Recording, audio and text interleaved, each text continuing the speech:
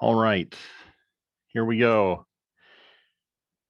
So the next really important thing after looking at these is to understand more about the effects of these interstitials and the things that they can do. So if we have these secondary particles in there, looking at this graph, so this graph is the volume percentage of these secondary particles that we've added to a material. So in steel, that would be the carbon that we've added to the iron. And it can be all sorts of other things, but let's think of steel right now and carbon that we're adding. And then the vertical axis of this is the true strain to failure, or what we talk about as the ductility. And so how much can we shape it? How much can we change the shape before it breaks? And the thing that we notice is as we add more and more of those particles, our ductility goes down. So if we have more carbon in there, the material cannot strain, it cannot change shape as much before it will fracture. Can I pause real quick and just ask what we're talking about?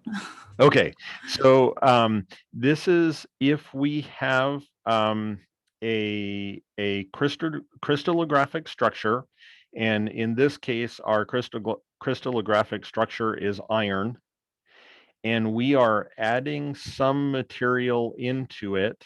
And to make steel, we add carbon to iron, and that carbon drastically changes the strength and the capabilities, the material properties of that steel material.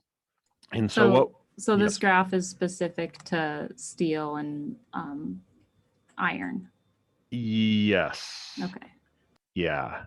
It is. This graph is specific to steel and iron. This graph is indicative of other materials when you start adding in this alloying element. But anyway, this is specific to steel. Yes. Okay. So as we add more and more of these secondary particles, our ductility goes down. What do we expect would happen? We don't know, but what do we expect would happen as our ductility decreases in this material? What would happen to strength, for instance? Yeah, the strength is going to increase drastically because if we think of this on, in our crystallographic structure, we're putting in more impurities. In this slip, which is trying to happen where the different planes of the material are moving past each other, or if there's a vacancy in our material, it's moving from position to position across the crystallographic structure. And those are the things that allow us to change the shape of our material that gives it the ductility. But as we add in more of these secondary materials, they get in the way of that slip happening. And so those planes are no longer able to move past each other. They get jammed up by this secondary material that we've put in place. And so that comes out as strength, because if you can just deform the material easily and nothing stops it from deforming, then it has low strength. But it also reduces the ductility, the ability to change the shape of the material. Another interesting thing that we can look at here is that it has carbides, and at the same percentage of carbide, like if we're at 5% volume percent carbides, we can see that there is a different level of ductility for spheroidal carbides than perilytic carbides. Now, we can just think of that as two different shapes of the carbide. In one of those, it's the carbides have all gathered together and they're in little spherical globs. And on the pearlite, they're often in more plate-like features.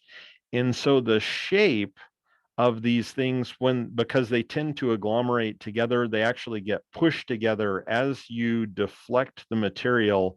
The secondary particles get mashed together and shoved together, and they kind of form these different shapes. Or as we're cooling, we can form different shapes depending on the rate of cooling that we choose.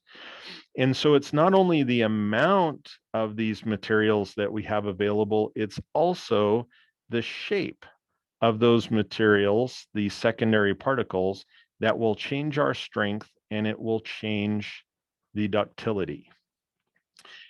Okay, wow.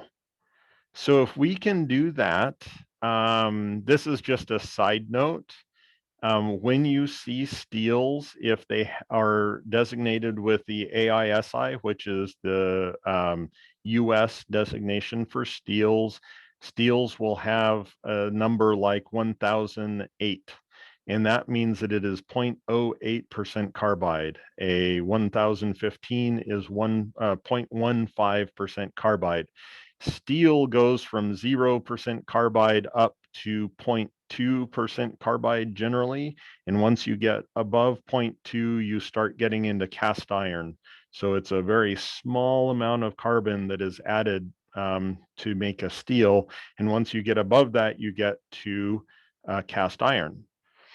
So if we look at this graph up here, what would we expect of cast iron with respect to steel? Would its strength be higher or lower?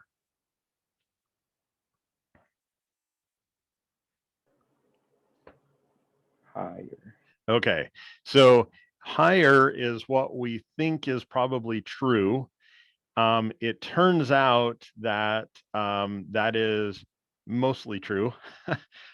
Its strength can be higher, and so that's why um, its strength can be high, but it turns out that it becomes so brittle, the ductility goes so low that it often becomes a nearly unusable material, at least in tension. You can use it in compression, but you get to where cast iron can't be used in tension. So cast iron was the first thing that was made. It was made before steel because controlling this 0.2% carbon is really hard to do. So cast iron was made first. And if you look at old things, old bridges, old um, fireplaces, all of those things are cast iron because it was fairly easy to make. By adding the carbon, they were getting a lot higher strength than just the iron alone. And so that's what they went to. Once they were able to get the metallurgy worked out better, they could make steel. And steel has a lot of great properties because it has more ductility, and the tensile strength is better. So this is a really confusing graph, and I don't want you to worry about the information that is in this graph as far as specifics. I don't expect you to know any of the specifics of this graph. What I want to draw from this is different images. They are just representations of what a microscopic etched image of these materials would look like. And what we can see from these, the iron is shown as the white portion, and the carbides and sulfides are shown as the black portion. And we can see that there can be many different shapes of those materials and very different ways that they're spread throughout the iron or the steel material. If we look at the top part of this, this is also relatively confusing. There is a line, the solid lines, the solid horizontal lines specifically, are strengths. The dashed horizontal lines are, let's do that. The dashed horizontal lines are ductilities. Okay, so if we have a lot of carbides that are in little tiny thin plates but spread throughout the material, we'll call that our base case, and we have some yield strength and I have some ductility. when the uh, structure is formed so that all of the carbides gather at big grain boundaries and all of the iron gathers separately, you can see that our ductility drops significantly. There is almost no ability for this material to deform, but our compressive strength is really high. Our tensile strength doesn't go up. And the reason the tensile strength doesn't go up is just because when you put this part in tension, you're carrying the tension through the carbides as well as through the, well, more through the carbide than you are through the iron. And so it will fail brittly in this carbide area and the grains will just blow apart because of this. There are all kinds of other shapes you can get, little spheres, little lines, and little plates of material. And you can see that these wildly change the strengths and the ductilities of the material. And so the main takeaway, what I want you to understand from this set of graphs is this: a material can have exactly the same constituent materials, and the shape and dispersion of those materials can wildly affect the material properties of the material that you are looking at. And so um, we are going to be concerned with how did these secondary particles disperse throughout our material? And what do we do about it? Because sometimes it will be the way that we created it. Maybe we cast the material or we made a giant ingot of the material and it cooled. And in the cooling process, the rate at which we cool it will cause different shapes to form. By having those different shapes formed, we will have very different material properties. Maybe what we want, maybe not what we want. And then we may need to go and do what's called a heat treating process to change the structure interior to the part. And this is, we can either change the structure of the whole part, the entire crystallographic structure, or we may just be changing the diffusion of these materials, these secondary particles throughout the structure. And so there are two levels of change that we can do. The other thing is, as we take a material and we start to work on it, if we start to reshape it either by hammering on it or we have sheet metal and we start to bend the sheet metal, these secondary particles are going to get pushed from place to place. Our slip planes are going to start going past each other and they're going to start getting jammed up at these boundaries. And at some point, we're going to get to the point where we have put in all the strain that we can. And to be able to strain the part more, we're going to have to heat it up and redisperse these particles and change the locations of the defects that are in the crystallographic structure before we can strain it more. So we have to just remember this as we are working through the material. Everything that we do will affect our material properties. And so often in metalworking, we will have to deflect the part and then heat it and heat treat it, change its structure again, and then deflect it some more. So it will be a multi-part process. You may have seen this with a blacksmith who heats up the part and then they smack it with a hammer for a while. Well, it starts to cool off is one big thing, but they may need to heat it so that it becomes more ductile, but they may also need to heat it to disperse things some. And occasionally they will do something like take it and dip it straight into water or oil, and that will quench it, which solidifies the structure inside really quickly. But that makes a super brittle structure, and then they will have to do some secondary heat treat to change the dispersion of these secondary particles so that they can get the material properties that they want. All right, that was a long rant. Questions? Do you have questions about that?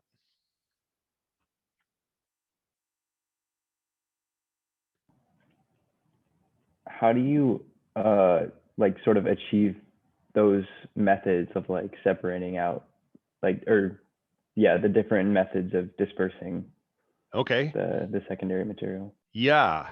Well, that's a really excellent segue into this slide right here, which might be the worst slide of them all so far, which is saying something as far as complications. So let me share this one because it's um, pretty complex. Okay. What this slide shows you is time on the x-axis, and the y-axis is temperature. And this is a bunch of the ways that you can control the cooling of the material to control both the shape and the dispersion of the interior secondary structure, these secondary particles that are in here. So when a blacksmith takes a material or a metal worker of any kind takes a material, they heat it up really hot, and then they dump it in water or oil immediately, they are quenching it. So in a very short amount of time, they are taking it from a very high temperature to a very low temperature. So they are following this path right here, and they are quenching it. Well, the material that they get right there is a very, very brittle material. And it is a very, very high strength material.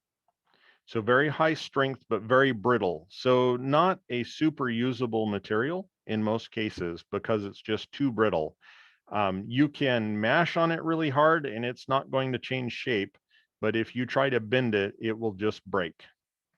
So then what you have to do is change the interior shape. And so what is often done is called a quench and a temper. So this quench happened along this red line. And then at some point later, what they will do is heat the material up to a somewhat low temperature, and they will hold it there and then bring it back down relatively quickly, and that will temper the material. What it will do is it will give a chance at this lower temperature, it will give a chance for those secondary particles to diffuse throughout the material some. And so tempering will greatly strengthen a material, and it doesn't lose a lot of, it will greatly increase ductility of the material without losing a lot of the strength. But there are other ways that you can get there too, and some of them are kind of funny. You can do like this path number 3, where you cool it relatively quickly to sort of a middle temperature, and then you just hold at that temperature for a really long time. And something to notice is that this time scale on the bottom is logarithmic. So holding it there for a really, really, really long time. That's called os tempering. And so that will give you good strength and ductility. You can see down here, that's path number 3, a rapid cool and a hold, and you get small carbide spheres. And those give you a good strength and a ductility. If you wanted it to get a little bit better ductility, then you can do os forming, which is interesting. So in os forming, you bring it down to a bit higher temperature, so you cool it very quickly, and then you vary the temperature by a small amount and then hold for a little while. And that variation of the temperature causes the dispersion of the interior particles to be different because you're accelerating and decelerating the diffusion process. And so os forming will give you a little bit more ductility, a little bit of loss of strength from this other. You can also do very slow cooling. And if you do very slow cooling, so this might be an air cool where you just set it out in air afterwards. One of the things that you see about this is that you get something that is not very high strength. And the reason that it's not very high strength is because of grain growth. So the longer you leave something at a high temperature, the bigger the grains can grow. They will continue to absorb other grains and just grow and grow and grow because it's still at a high temperature. So the entire structure can change. And the grains get bigger and bigger and bigger, and big grains lead to low strength materials. So this, just a really slow cool is not a good way to get a strong material.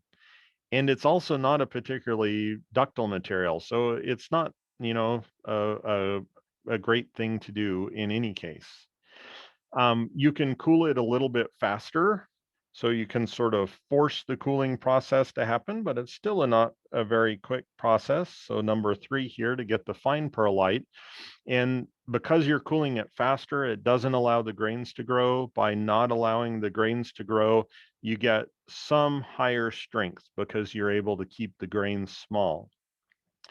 So anyway, lots of things. This is exactly the same steel. You can get wildly different material properties. So if you look at this graph on the right side, I know it's hard to see because it's kind of gray, but this is hardness over here.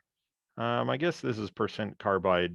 But if you looked at a single percentage of carbide on the x-axis, you can see massively different hardnesses for the material, depending on whether it's martensitic, that's where you cooled it very, very quickly.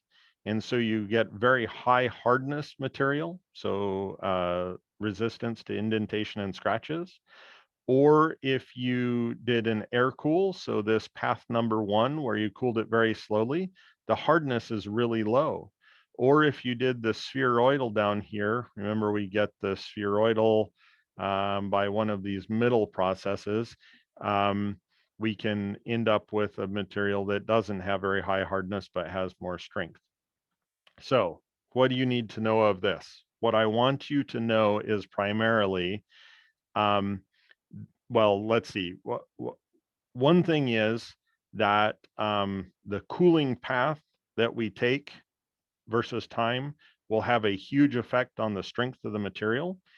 And so we have to think about this as we are doing things. Sometimes we can control the rate of cooling, and sometimes we can't control the rate of cooling. And when we can't control the rate of cooling, then we're going to have to take the material afterwards and do one of these processes, these heat treatments on it, and change the structure of the material to get the material properties we want. Sometimes, even in the middle of a process, we will have a byproduct of something that we're doing to the material that will cause its material properties to go the wrong way. And then we will need to do one of these processes to get it back. All of these are called austenitizing because this region up here in the 800C region, I guess it's above 723 for steel, is called the austenitic region. And so if you heat the material up, it's not molten up here. It is still a solid material. And we have just crossed into another phase where it changed the interior structure of the material. And so if we want to drastically change our material properties in steel, we will heat it up above the 723, and then we will cool it back down along one of these paths based on the structure and the material properties that we want at the end. Okay, questions about that? Could you read on number 5? It's a little cut off on the bottom. Oh, yeah. So heating and cooling forms some cementite, loses strength, but gains much ductility. Thank you. Did that get it? Okay. So again, what do I want you to know from this graph? I don't want you to worry about the specific properties that happen from most of these. what I would like you to know is sort of the major paths. So one path is to let things cool really slowly. You get really big grain size. That material is not very good. So in general, we don't want to cool something slowly. We want to find some other way to cool it. If we did have a material and the only thing that we could do is cool slowly, and that will happen sometimes when we're casting or sometimes when we're doing something, we don't have a way to control the temperature regime as it cools, or it's not cost effective to do it then. We'll just know that we're going to end up with poor quality material as far as material properties, and we know that we're going to have to heat treat this again. So if we end up following path number 1 and we get this coarse perlite, we know we're going to have to heat it back up to the austenitic zone and then do one of these more intentional processes to control the structure to get it where we want it to be. And that's fine. Post-processing with a heat treatment is very common.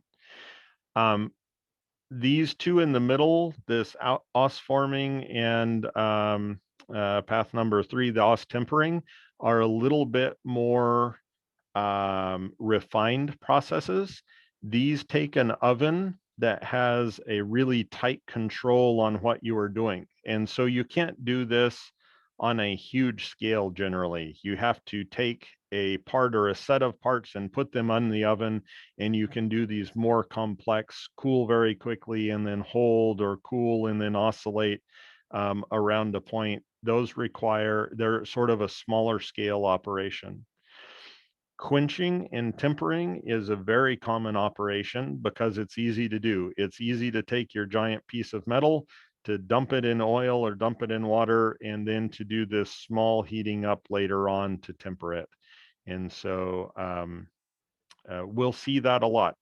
And so what I want you to watch for is, as we go through the quarter, we're going to watch videos of some of these different processes, and we're going to see partway through the video that they will take the material and it will go through a quick secondary process where they will do one of these cycles. They'll either quench it and temper it, or they'll speed up the cooling, or they'll do something like that. And it's so that they can work on the material differently. What would be good about having a low strength, high ductility part while you're working on it? Well, it's easy to work on, so you can change its shape really easily. And then maybe later on, you do something like quench and temper it so you can get a really high hardness to the material. But I don't want to machine a material that's already hardened, because it will wear out my tools really fast. Any other questions?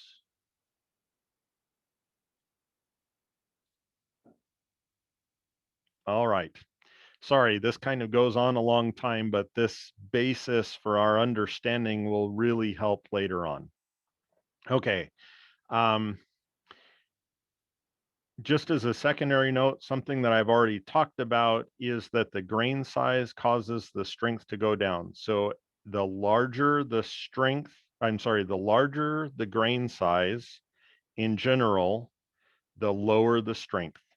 So if we take something and we let it cool really slowly, then the grain size is going to continue to grow and grow and grow, and our strength is just going to go way down.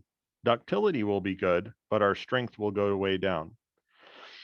The place that is not quite true is that if we change the rate at which we strain something, so if we deform it very, very slowly, we actually want a larger grain size. So this is the fan blades in a jet engine that I talked about, where the strain, this force is applied over a very long amount of time. You know, a jet can fly for, like, I guess the longest flight right now is 17 hours or 18 hours, which sounds like miserable being in a people can for 18 hours. But anyway, and over that 18 hours, it's stretching and stretching and stretching, and you're just holding it at the high temperature. And so in that one case, then you actually want the largest grain size you can, So because the strain rate is very low, and so at high temperature, and so in that one case, they make the fan blades single grains. But other than that, you want, in general, a smaller grain size to have a higher strength. An interesting application of this, well, it's interesting to me. I'll let you be the judge of whether you think it's interesting or not, is a number of years ago, a lot of years ago now, how many is that? 18 years ago? That's a long time. Boy, that makes me feel old. 18 years ago, I worked on a metal 3D printing process that was called LINS. And it uses a focused laser beam, and then it blows powdered particles into the melt pool. So you move this laser beam around on the surface of a part, creates a little weld pool, and then you blow metal particles in that. And by doing that, you can build a part up and make a 3D structure, and we can make all kinds of complex 3D structures out of metal. And this was a long time ago. This is back in the dark ages. But the really cool thing about this was because we had such a small melt pool and we were moving the laser so fast, the cooling rate of that melt pool was super fast. It was microseconds that it took for that melt pool to cool and lock in the grain structure. And so we could take a metal and deposit the metal and end up with a greatly amplified strength of the material because our grain size was so small because we had cooled it so quickly.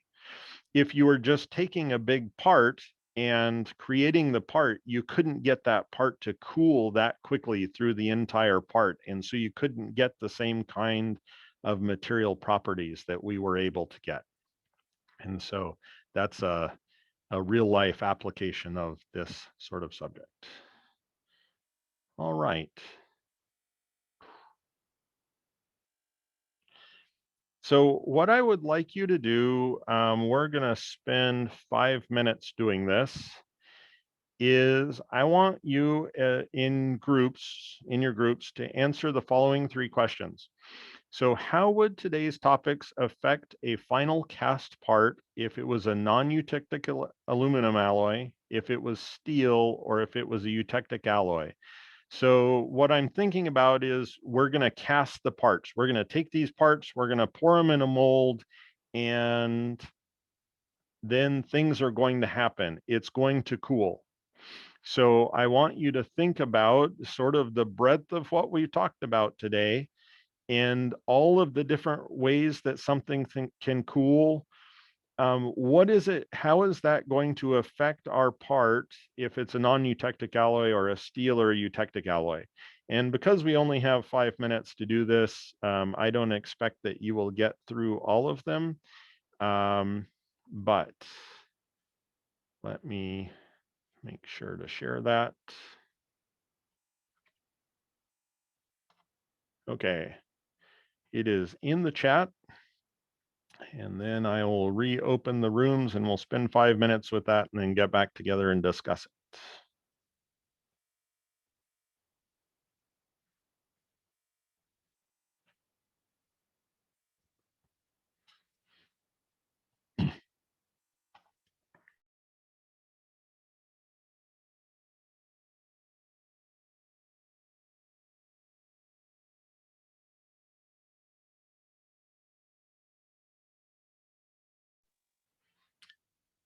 Tristan, do you have an invitation? No, I don't. I was late, so looks like I must have missed the first room. Okay. Yeah, sorry about that. Let me, I will assign you to a room. There you go. Thank you. Sorry about that. It was my fault.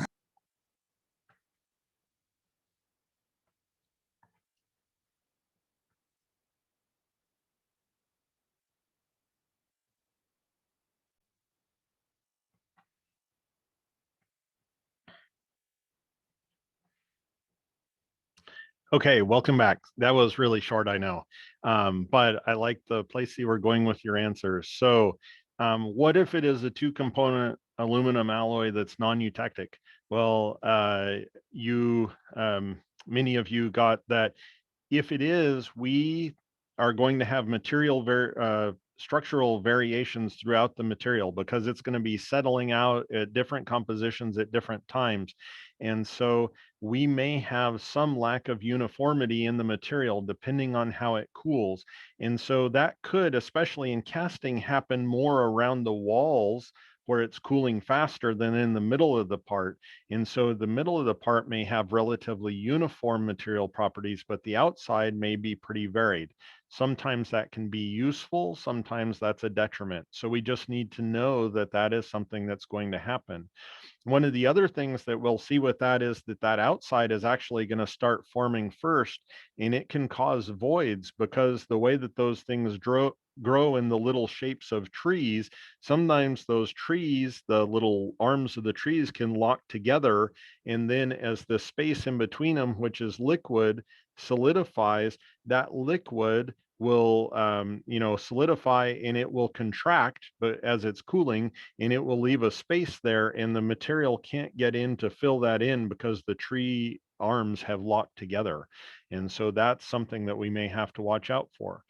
If it's in any of these, a long, slow cooling time will give large grains, which will give low strength. Many of you put that as the steel, and that's where we talked about it today, but that happens in all metals. And so that could happen in any of the metals. If we cool it too slowly, we're going to get big grains. Now, often we don't have control of that in casting. The first thing that we're going to talk about in casting on Thursday is sand casting. And so we're just taking metal and we're dumping it into a sand mold, and we don't really have a way to control the rate at which it cools. It's just sand. And it's not sand in a refrigerator. It's not heated and cooled sand. It's sand. And so we have to expect that the grain size of our part is going to be relatively large, especially in the center of the part. Out near the edges, maybe not so much, but in the center where it cools slowest, we're going to have big grains in there. We're going to need to think about that. With the steel alloy that is non-eutectic, the rate at which we cool it is going to drastically affect our material properties. And so if and it's going to do it both by grain size, but also by the dispersion of these secondary particles, these carbides and the sulfates and the other constituent properties like that. And so we may need to do a post-secondary process to be able to heat it up, cool it down, and disperse and diffuse those the way that we want them to be diffused, or to reform the structure the way that we want to reform the structure overall, depending on what temperature we take it to. And then if it's a eutectic alloy, one of the things that we can do is we can cool relatively quickly and we don't go through the slushy zone. And so we don't have some of those problems with the material properties varying throughout the part from the standpoint of composition, but we still may have the problems of grain size growth. The other thing is the eutectic alloy has a really low melting temperature, and sometimes that is a detriment to us. We would rather have a material that has a higher melting temperature, because if we want something to have hardness, so resistance to scratching and indentation, typically the hardness of a material decreases as you increase temperature. It's called the heat hardness of a material. And if you get to too high a temperature, too close to its melting point, then the hardness will go away very quickly. So for something like a cutting tool, which is going to get hot, we don't want it to be operating anywhere near its melting temperature or even close to half its melting temperature, because that will cause its hardness to drop really quickly. Okay, that is the end of today. If you have questions that didn't get answered today, please send them in an email or come to office hours, which is happening next, and ask those questions, or bring them to class next time. Next time, we're going to be talking about casting. We're going to get out of the material properties and talk about manufacturing processes. It's going to be great. So I look forward to seeing you then. Have a really good Tuesday and Wednesday. Thank you. Thank you. Thanks. Thank you. Thank You you. have a good See day. ya. Thank you. Thank you.